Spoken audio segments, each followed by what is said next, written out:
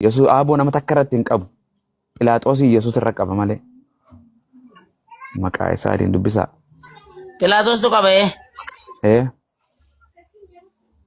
19 sentiidhanni. 19 Yohaannis 19 10 irraa dubbisi. Yookaan 9 irraa 10 10 takka kana. Dhaggeeffadhaa. Nama hundumarra aboo waaqarratti lafarraa kan namni hin qabu lafarratti Yesus. Hin qabu.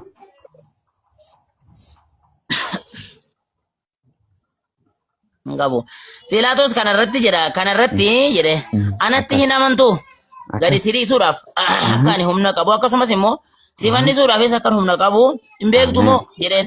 Yesuus garuu deebise utuu olii siif kennamuudhaa baate ati humna tokkollee ana irratti hin qabdu turte jedheen.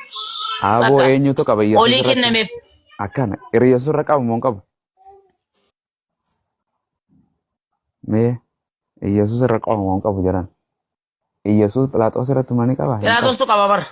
Akkas hin qabu. Yesus walabeef godhuu maal jettanii bilisummaaf baasuu firiif godhuu hin danda'u. Ragaan waan kanaa Yohaannisuma 12 lakkoofsa 27 dubbisi. Waan takka ofii godhuu hin danda'u. If baasuu hidhaarraa if baasuu if gallakkisuu if gargaaruu hin danda'u. Yohaannis 12 27 dubbisi.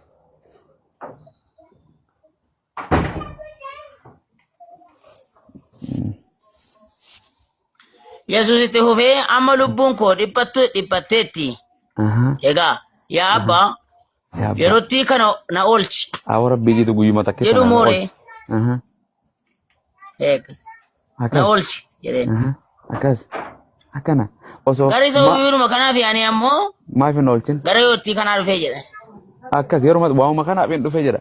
Kadhachuu jira namni ifiifuu yaa abbaa maqaa kee guddisiitii maqaa kee ulfeessii guddisanii yaa abbaa isa oolchuudhaan maqaan isaa akkasa biratti hin xiqqaanne isa abdatee waaqayyo biratti maqaan waaqayyo xiqqaachuun ikkoo ulfinan jedhamu barkanaaf na oolchi jedhanii bara maqaa kee ulfeessii guddisanii bara. Akkas nabiyyoota hundaa Quraana dubbisime nabiyyoota hundaaf rabbiitu aboo kanne suuraa 59 aayaa 6 dubbisime ustaad. Hin qaba maamalee namoota. Maal jettan? Suuraa 59 aayaa 6 dubbisime. اقرأ علينا إن شاء الله يا رب المان أباج عليه غناس قدسي يفيد الدبوب أنت المان تقدسه هنا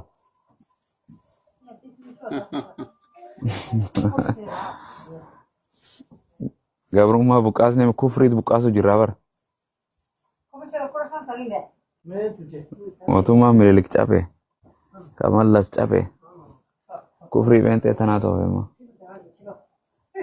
مزير جرتاني أرسين تنو مجرتي أرسي أجارو ما شاء الله من المجرم أستاذي جرة يلا بتقول أستاذي ما شاء الله فاوري في تني سجنتا جل ديسا جل ولا برنتي نبول جل يسني ما قريبني لنتسكاي ما جل ديسي وما مساتي هو كاكو مفادي دي برا أكاد ربنا هو لوات شعرين الوبر ولكن الله يسلط رسله على من يشاء ودبر الله أكبر ما أعلاه على رسوله منه فما أوجفتم عليه من خيل ولا ركاب ولكن الله يسلط رسله أيه رسوله جميع نبيوته هم دبر كابن من كابن أبو نبيوني السلطان كابو نبيون هم دسانيت بكا كان جران هم بتوا دون كروش ناتشو دي أمرين وقافنا مارس متى ثاني فالحمد لله ربي نفاقر إسلام ما كانوا كنا وانجيل اللي نتنو دبلي إيش أفكار تكرني كارنا أنا برا مني أبشر متى كان جراني أستاذ دبر دبكة عبدي موسى هاي أبا منا نجيني ربي صفاته والسلام عليكم وعليكم السلام ورحمة الله وبركاته أستاذ Sagalee ta'in yaan bara akkuma sagaleen ta'e tun foon uffachuu diddee malee bar. Jalqaba turte barate ana bira abbaa bira turte barate ana bira turte. Akan isin bira turte. Ay wallahi masha Allah. Mana ilaala jiran. Taap godhaa jiran. Rukutaa maali jiran hanqa uummataan waliin gahan. Rabbi isiniif haa laaffisu. Ani hojii keessaan jiraafin akkana jee malee. لا لا سوغو نوغو ديانا بودينا بيتا sugo ajaiban godayra wallah sugo lal quba wajin kanyata way hin jedhin akkana booda hin gootu nyaata siif godhufte viidiyoon kee kanatti waraabame bara kana wallahi dubartiin bara kana uumesii nyaachisu feetiiti ta dura akkana daa'imman hin qala balmiizaa qalbi jijjiirradhu akka wanni qalbii jijjiirradhu sen dhageen irraa deebina jedhan hin dogoggore gurbaan kiyya hin dogoggore maashaallah kiristaanonni har'a akkam ta'an isaa bayin kiristaanonni achi taaziyaa taa'u jiranii bara quraana lallabanna abdii arra eenyudha maali waa dhudhuganii waa nyaatanii dhufanii har'a waaqayyo kaafame jedhanii nyaatamu biratti waaqayyotu du'aa ka'e waaqaddu eebbo ya salaam waan na dhibe yesusuma kana rabbiin ol bee horsii abbaarra abbaan caljee taa inni waardiyaa waan waaqayyo irraa eeguu na dhibeenuma dhaabbatu ilaarra mirga waaqayyo bitallee na qufar mee bakkuma taa'u lakki mana ijaaraadhaani mana qopheessaadhaani ustaazi namni dhaabbachuu jira mana maal qopheessa dhaabbachuu jira lakki gaafa sana gaafa narge diizaayinii kaasaa ture maaliif mana waaqayyoon jannanni keenya ijaaramee qophaa'ee oo iddati lilmuttaqiina jedha rabbiin saari ulaa maqfiratin min rabbikum wa jannatin mana qopheessaa isa mana abbaa kootii keessanii bakka baay'ee booda baay'ee jiraa jedhe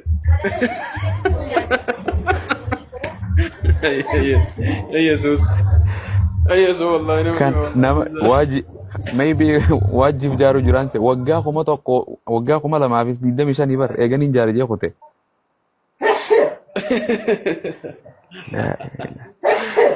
ajaa'iba bara la ilaha illa maal buloke maal irraa jaaru jira dhoqqee romo mukarraa maal irraa jaaru jira majannani isaanii maal irraa jaarame qorqorroo romo meetti gaafadhaa hin beekani bar mana abbaa kootii jira gaafa kan mana abbaa kootii eega bishaan tu dhumeense biyya lafaa sanarraa ijaaramaa qabuuf natti fakkaata ijaaramaa qabuuf natti fakkaata akka osoo dhufeen isin fudhadha jedhu du'anii itti dhaqan jarrinu ashhadu anna muhammadan rasulullah wandee kana gaafadhaa beema wandeen hin deebisa fakkaata wandeen ayyaana dhiisee wandee kana waliin haasaa na rabbashaa bar inni yoo san taate wandee Oi, macaaf marraan adeemsa. maal jetta Gaafii wati qomooti yaani Ayyee. macaaf marraan adeemsa. tole Macaafni kun kakuu moofaa fi kakuu haara deemaa bakka lama ta'e. maatee Kakuu moofaa fi kakuu haara deemaa bakka lamatti qoodan. an eenyu kakuu moofaa fi haara jee qode yesuus kakuu moofaa fi haara watti adda baasaa jee barattoota jeen beeku jechuun waan itti beeknu barnoota yaani raajota yesuus duraa jechuun agartee nabiyyoota raajota ergamoota isa dura ergamee biyya lafaa barsiisuu ture jechuun malee moofaa jechuun waan moofaa dulloome takka jechuudha. Dubbiin rabbii hin dulloomtu ammaaf adda qoodanii nun laallatu jedhan amma kakuu barri bara kakuu haarawaatii bara kakuu moofaa nun laallatu jedhanii ammoo ragaa fidachuuf achuma dhaqanii fideetan. Inqootiin haa dhugaman jedhee war gaafii natti ta'e isaan namaan deessa isaan keenya namaaf hin deessa waan ta'eef yaani kan kakuu moofaa nuuni laallatu jedhanitiin immoo waa'ee kakuu moofaa kakuu haaraa qofarraa fayyadamu.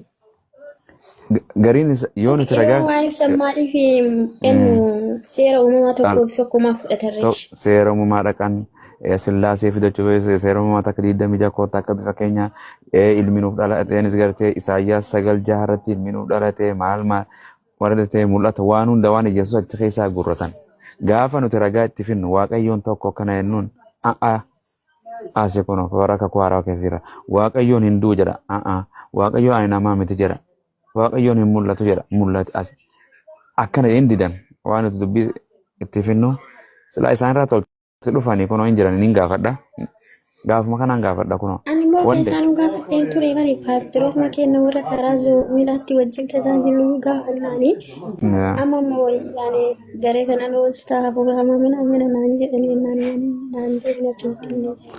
Kuni gaafii warra islaamaatii siin jedhan gaafii warra gartee soddaa Garee sheexana nama garee jedhanii sheexaanaa kun akkumaan akkasii inni jira. naadee udidee baastiriin na balbalate.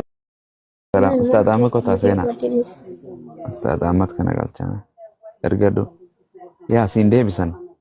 Because achii fiddee gaafii warra Islaamaatiif boqonnaan kun warra Islaamaati siin jedhan. Nuu kanneen bar wangeela bar. Kakuu moofaa fi Maatiyos, Luqaas, Marqos nuu dhiisan yaa arsiitoo. Dhugaa Rabbi. So kanaaf yaani Yesus Kiristoos akka jedhu wangeela Maatiyos boqonnaa 5 lakkoofsa 17 irratti seera raajoota duraa diiguudhaaf hin dhufne jedha. Raajii jechuun tokko miti. Yoo kana jenneen nama jennee namoota jenna. Dubartii jennee dubartoota jenna. Waaqa jennee waaqayyoota jenna. Raajii jennee maal jenna? Raajota jenna. Goobas. Yesus Kiristoos seera raajotaa diiguudhaaf hin dhufne yeroo jedhu raajii tokko immoo raajii baay'eedha warra isa dura argame. Baay'ee agarsiisanii. Goobas. Waan kakuu moofaa keessa jiru hundi kan raajotaati. Musee, kan Isaa, kan Abrahaam, kan Daawit, kan Salamoon barnoota raajotaati kun hundinuu seera waaqayyoon raajota kan hundaa kan Hunduma agarsiisa kan kana jechuun Yesus akka itti raawwatamu akka itti dalagatamu akka fiinxaan baasuu dhufe akka namni itti dalaguuf olii galee kanaaf ani hin beeku gaa isaan nun laallatu Yesus ni diigee jedhan. Yesus ani diiguuf hin dhufne jedha Ustaad Ahmad kiyya dhufe abbaan sagantaa irra mana gaggeesse. Ahmad hojii dubbadhaame hojii keessa jira. Nageenya isiniif haa ta'u. Alaikum salaam wa rahmatullah. Rabbi barakaa isiniif haa ta'u. Itti fufaa inshallah.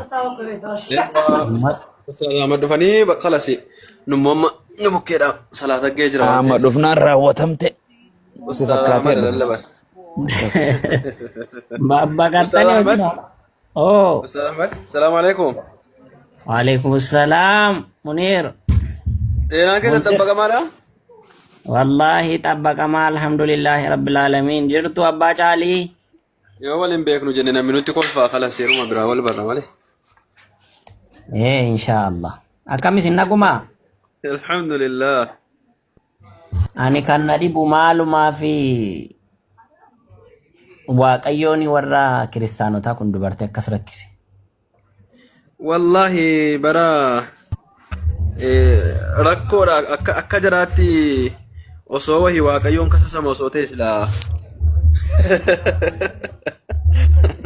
silaa mirga dubartootaa kana hin gaafachiifama ture. Innollee jechuun maal hojii dhaqee garaa keessa taa'e amma fakkeenyaaf dubartiin garaatti baachuun baay'ee tokko ulfaataadha. Warri fuutanii manaa qabdan hin beektu. Maalumaaf garaa dubartii keessa dhaqee ishee rakkisan. Wallahi namatti ulfaata bara. Namatti ulfaata. Mana harka namootaatiin ijaarame keessa iyyuu hin jiraatu jechaa gadaamessa dubartii hagana ga'u hagana xiqqattu keessa waaqayyoo jiraachuuni jeessa gal. Ajaa'iba wallahi kan obboloota keenya kanaana ajaa'ibana.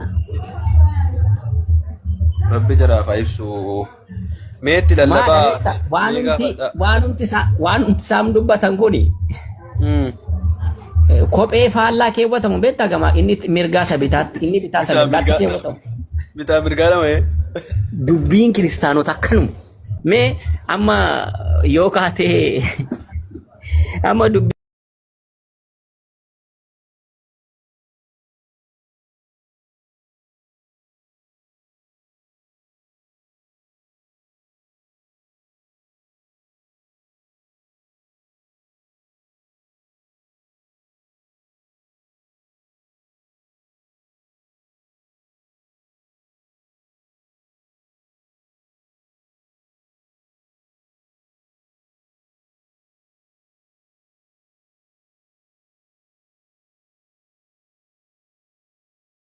Numtu waaqayyoodhaan jetteeni achi waan qaqqabatte akka taata wajjin taa'atte uummanni. Ayyee wanta nagaa jirtu jiru. Wandee jirta miti? Alhamdulillah.